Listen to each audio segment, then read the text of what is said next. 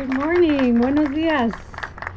It is such an honor to be here today, to be just a small part of the leadership of the city of LA in restoring some of not just the river, but the communities around it.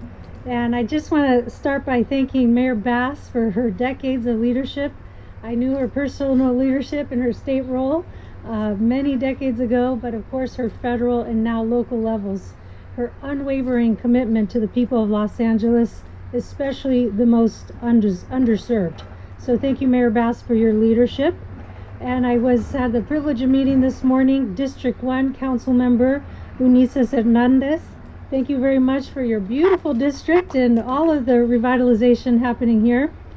City Engineer Ted Allen, many unsung heroes here today, met some of the sanitation staff that really make all of this happen. And the Bureau of Sanitation Director and General Manager Barbara Romero, thank you so much for your work. And of course our most native and long-standing partners with the Fernandino Tatavian Band of Mission Indians, the tribal president Rudy Ortega Jr. Thank you very much, President Ortega. I have been traveling quite a bit lately. Just yesterday I came back from Flagstaff in Phoenix, where it was 118. And they have, it seems like cool standing out here. But you know, this work is a lot bigger than what's happening in other parts. I just want to put it to scale here because in Phoenix they have also a project there in their urban area similar to here called the Rio Salado. And it takes a tremendous amount of partnership and a tremendous amount of leadership, because what we're dealing with are those areas in our country that have been contaminated, dumped on, usually low-income communities of color. Same thing across the nation. And it takes a lot of little steps. You know, today we're celebrating $2 million.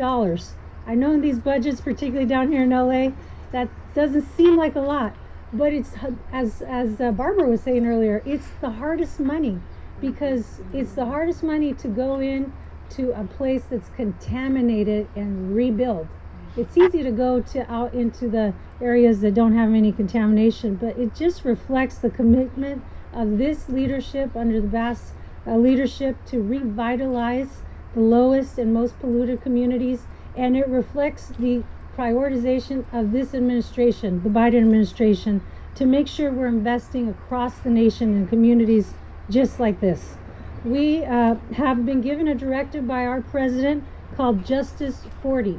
That means that all the funds under the bipartisan infrastructure law and the Inflation Reduction Act must go, at least 40% of those funds must go to communities like this. And the brownfields funds are 100%.